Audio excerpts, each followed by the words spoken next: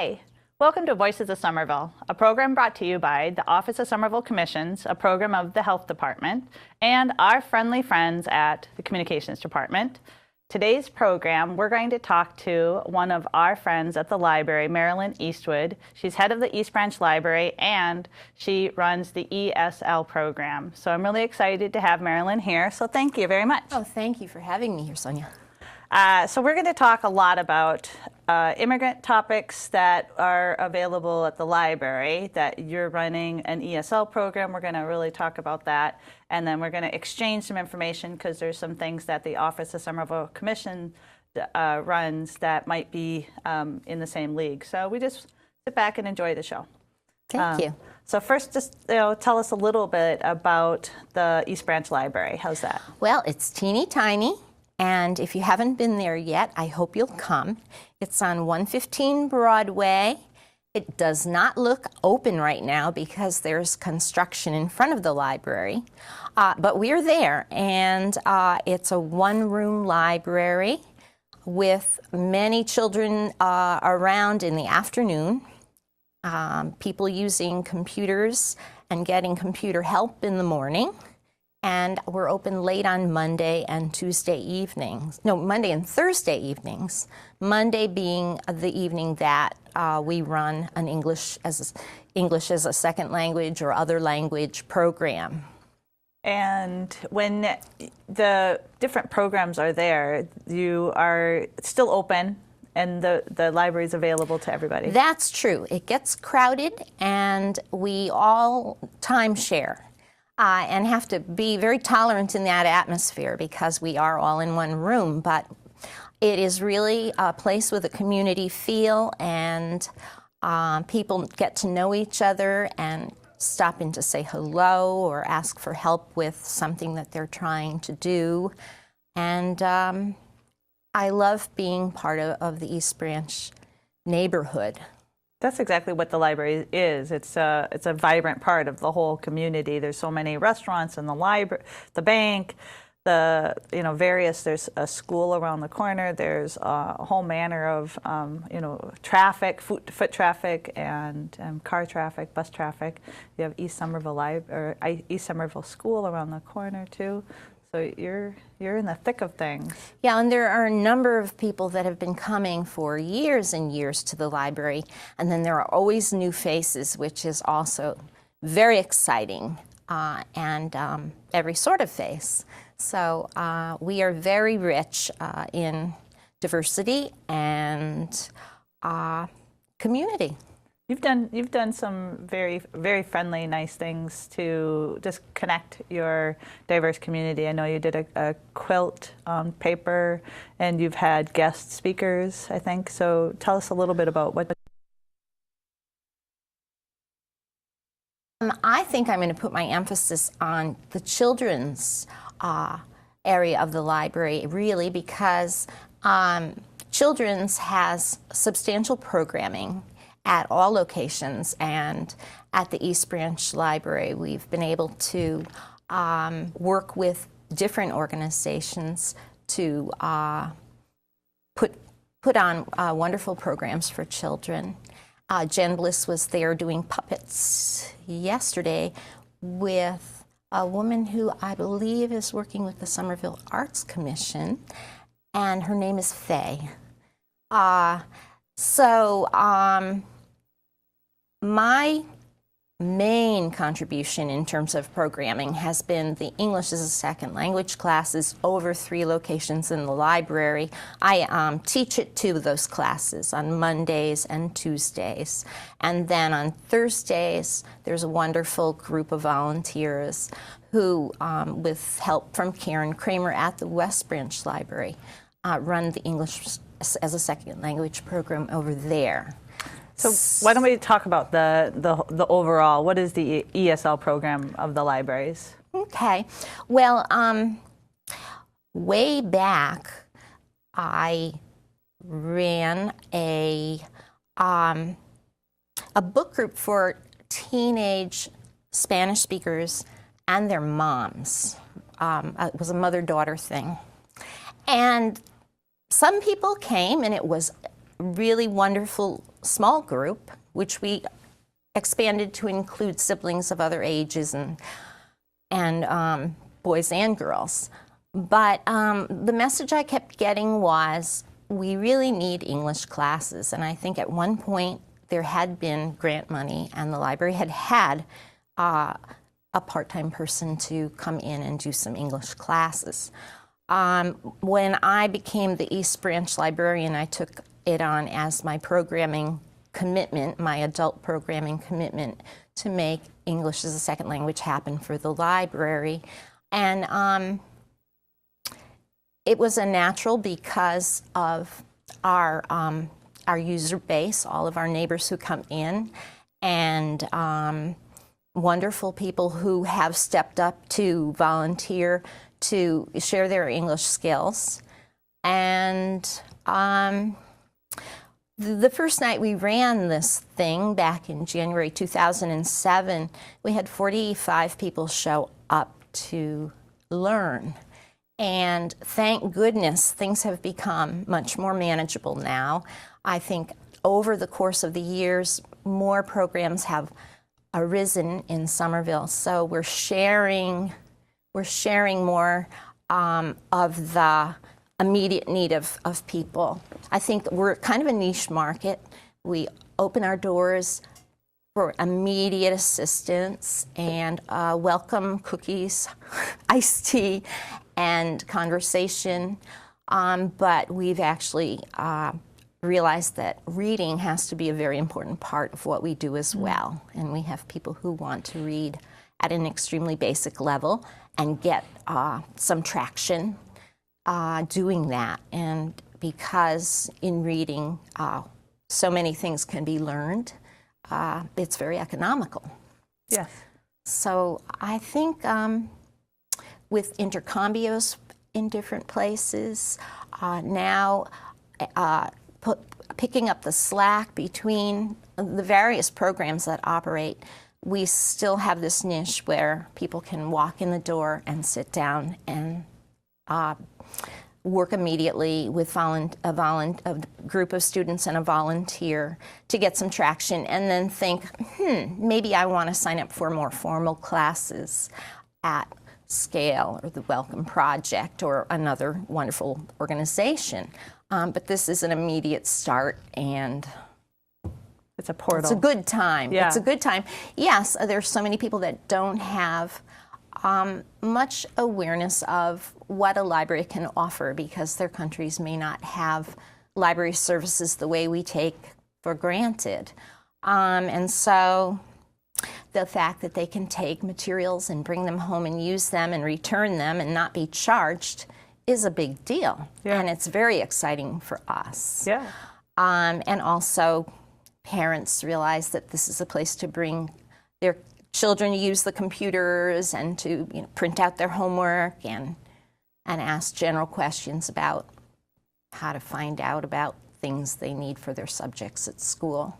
Yeah, the inside of the library, once you think about where it sits and how vibrant the outside is, you're going inside, and there's so much available for everyone that the ESL component just invites more people to use the library. Yes, it certainly does. More actively. And the ESL, I think your program builds the confidence from someone who, I don't know anything, I don't want to talk to anybody because I don't know what may happen. Exactly. And there you have a very friendly environment that allows somebody to go from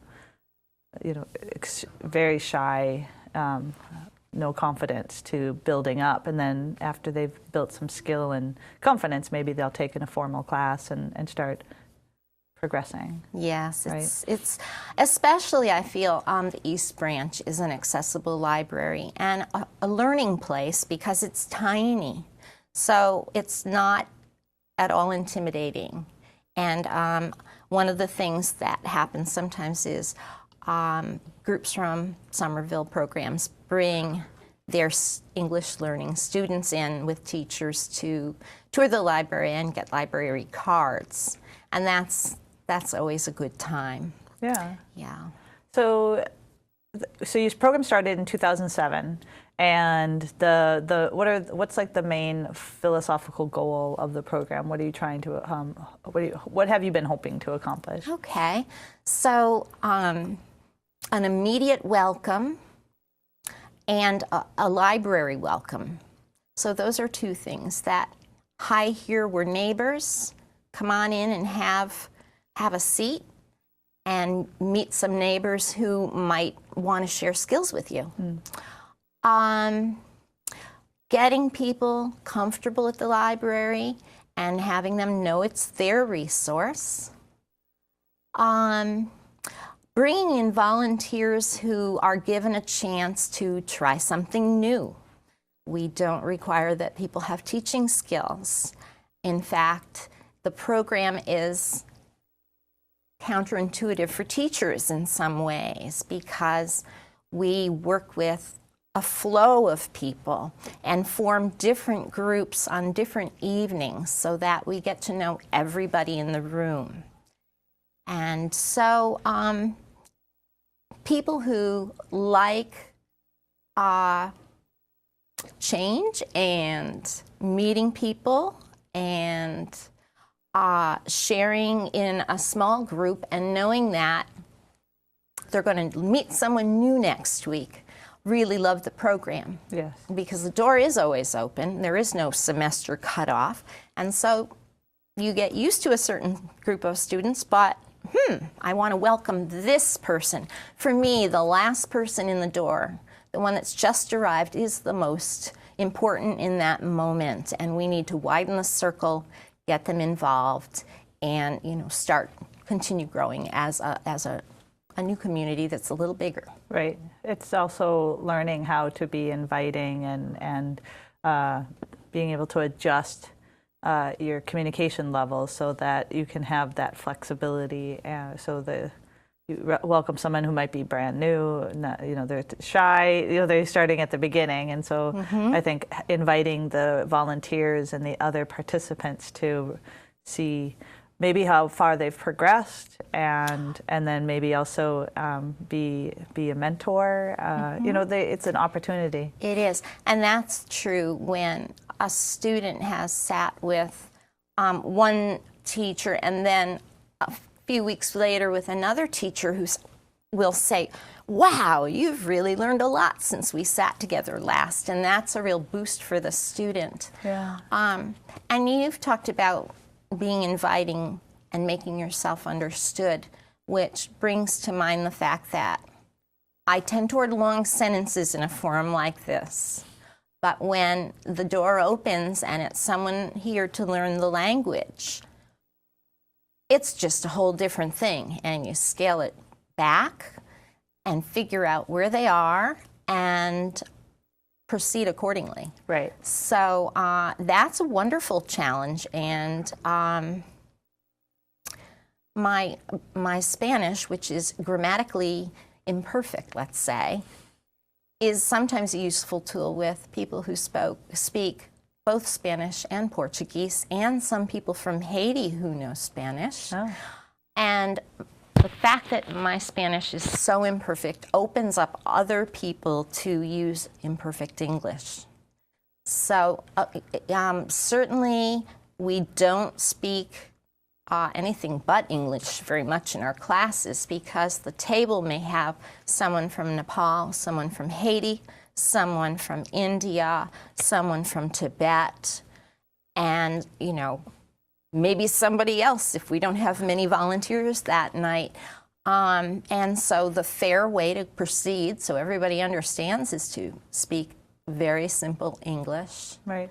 And that's what they may find in their workplace as well, a place that may have employees with them that their own language is also very basic. And so to be able to communicate with other people and to navigate foreign accents, the different kinds of English accents that you might find amongst international residents as well, is always interesting. And like you mentioned, the native English speaker or the fluent English speaker and they're as a volunteer, or the staff who are talking to the immigrant in their plain language. So that's always a good skill for people to also gain. That, are you talking to hear yourself talk, or are you talking to communicate? What is your goal? And so if your goal is so that you're communicating information back and forth, you're communicating as opposed to just are saying things. Yes, and I think that you've really touched on something important. I think we feel like we have to come into the classroom with a certain amount of authority or information, and what we really need to do is be as receptive as possible and observant as possible, which can take a degree of humility to say, I'm not going to force this point and make you understand what I'm saying, but rather find out, what do you need to tell me, and how can I help you get that out in a way that people will understand. So it's a good merge of library services and the language skill, because the language skill is you can't force the language into them with a thumb drive. Exactly. You have to find out where they are at and invite them to be the actor in this, and you are there as the librarian, the resource. And always we're saying, okay, here we are at this table, let's think of a pie and get everybody to have a wedge. Of course, it won't be in exactly the same size, equal wedge, but that if, as a tutor, you're thinking about, how do I get this person to talk to that person and that person to talk to that person? There's so much more speaking time than if you feel like, oh boy, I have to carry the ball and know what a certain kind of participle is or something like that. Just the whole process allows for the students to hear a grammatical sentence when you echo things back grammatically, and that does for a correction instead of saying, not this, that. Right. Just say it again the way you might usually hear it. And you said this about different accents, and this is something that comes up with our fluency group a lot, because some nights we are short volunteers, and the fluency students sit together and share conversation and learn from each other, and a newspaper that is made for English learners, and conversation cards. And sometimes a student will say, well, I can't understand this other person. And I say, this is how it is in Somerville. We have to make a big effort to understand each other's Englishes. Yeah, because we come from so many places. And those of us that are native speakers have our own accent, which can confuse. So we're all in the same boat there. It's just a beautiful stew, and we just have to share it and hang in. The language, we have to figure out how we're going to be able to get along, and that's like what you're kind of doing. You're helping people to get along in understanding and sharing and giving of themselves. People who have reached a higher level of language to be able to support someone in the same resource that you're doing. So you're protecting the environment of that group and not necessarily carrying it for them. Yeah. Well, it's really tricky because so many volunteers come with so much wisdom already and good instincts about how to proceed. So to say I train anybody would be a misnomer. People have a natural feel for teaching. And if they love the program, they stay, and I mean stay. Some people for 7 years now, since the very beginning of time. So time in my little tiny universe, no, not really. Yeah.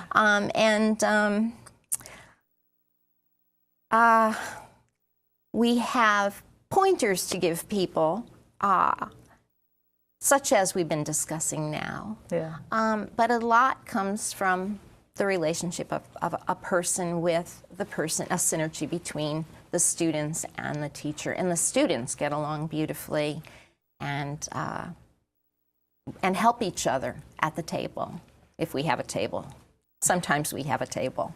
How many volunteers do you often get? Well, let's see. We used to get 7 pretty regularly at the main library, but some of our beloved volunteers have not been able to be with us right at this time for various personal reasons. So we're a little lean at the Central Library on Tuesday evenings. And in fact, it was 2 of us, me and Rita and Alice, and that was it. So the fluency students were on their own. We had 23 students, and I went out in the hallway and I saw a woman named Jessica. And Jessica, I will figure out your last name by looking for your library card application. And I said, would you like to help us teach English now? And she came right in. She happened to be an 8th grade teacher, but she could have been anybody. Yes. And would have probably felt just fine if she was confident to walk in the door and sit down. Things just go. How long is the actual gathering? Well, let's see. On Monday and Thursday nights, our classes run from 6 until 8:15 with a break in the middle. And I say classes because originally we had intermediate and beginning, and then in another location flip them so that people could come depending on their schedule. What happens is people don't want to leave. They want to stay for the whole time to learn English. So we've accommodated that by making levels with, you know, different groups with different levels. So we now say we have 2 classes so that people can feel free to come at 7:15. But the truth of the matter is a lot of people come at the beginning and don't want to leave. And that's fantastic. That's fine too. Yeah. You have the space to be able to do that. Yeah. Yeah. Our numbers of students feel manageable now. Sometimes, we're always still crowded at East Branch because our patrons are extremely generous and will find a chair with a plug-in to work with their laptop and give up table space so that we can have a class. At the other locations, we're blessed with plenty of space. So if the location in Central is a shorter span, on Tuesday nights it's 6 until 7:30, and that shorter class means that maybe we will get a smaller number of students, which we need to control the number of students in that space because the acoustic is problematic. And so if we can keep it to 25 just by natural circumstance, everybody can hear better. Otherwise, it gets to be kind of roaring. Right. Yeah. I think that's it. And the West Branch Library, are they downstairs? They're in the children's area. It's a wonderful space. They're allowed to spread out and really find a niche where they can hear each other well. There are a lot of volunteers right now at the West Branch Library. It's a very comfortable place to be. Yeah. And the librarian in the children's room has been very generous with, sharing her space. And what happens with these newly welcomed patrons? Are you finding them engaging in using the other resources? Are they checking out the other things that the library offers and bringing in their teens and their children? I think that one of the things that happens is they get a look at a book that looks good or a video of how to become a citizen or something like that. And that is kind of a wedge where they get excited about getting a library card so that they can take the material out. And then they're comfortable with the English learning collection and start using it. And then they come, we have a fellow from Tibet who's absolutely wonderful and brings his son to story time in the morning. Or he was at the puppet show. Let me say that. I can't remember how old his son is, but he's a patron in his own right and with his son, and at multiple English classes during the week. And we have a lot of people like that that are attending 2 and 3 times a week. And sometimes we'll meet their children at break time, and it's a good time. Would you recognize the program that started 7 years ago? If you came forward from 2007, would you look at the program and say, this is exactly what I started, or has it vastly changed? I think it has changed in certain ways. That it's free, that it is immediately open to people, that it's run by volunteer efforts, that it's connected to the library and a portal to the library. Those things are the same. Our ethos is the same. Let's help people right now to get going so that they can reduce a level of anxiety, which comes when you don't feel confident with a language and don't know where you can learn it. So that's the same, but we started with a long table with a teacher at one end, and we've had some really wonderful people who have taken a lead role. What we found was that the volunteers were eager to be more involved at an earlier point in the lesson, and so splitting into groups became the way to go, and everybody can have a lot more speaking time that way. And I do have to give a thank you to Maria Balistrieri over in Cambridge, who runs the literacy program for Cambridge Public Library. I say we have a franchise, and there are certain things that are very much the same, and then I think the different thing is that that we do run multi-levels simultaneously with lots of volunteers in the same space. That's wonderful. So I'm glad to have spent a whole 30 minutes talking with you about the ESL program offered by the Somerville Libraries, and I'm grateful that you're providing that program. And final thought, a 1-minute final thought. What's a goal or a vision you have to go for in the future? Well, one immediate goal is to find more volunteers for the Central Library location on Tuesday evenings from 10 of 6 until 7:30 on a weekly basis. So it is a commitment to a weekly gig. That's a big priority so that we can give more people closer attention and bring it down, bring the level of, just make things more relaxed. If there are more of us in the room, it's more relaxed. So that's an ongoing need that we do welcome new volunteers. We want to keep our eyes open, and that's about it. See what we can learn from the students. That's wonderful. So volunteers are needed. The library is open and ready to take any level. That's correct. And one last thought. Yeah, it's worth mentioning that we will be on break from the classes, starting on the 14th of April through the 15th of May, and they'll be resuming again May 19th and running into August, when a lot of other programs are not running. Wow. Well, we'll put that all, it's also on the website as well. Yes, so it is. We'll be definitely promoting all of this to everybody. So hook into your libraries. Everyone is welcome. And the library is really reaching out to everyone. So Marylin, thank you for Thank you, Sonia. coming on This was Voices a lot of Somerville. fun. So stay tuned and visit your local library. And thanks very much to George and Steve and Joe from Communications. And we'll see you next time.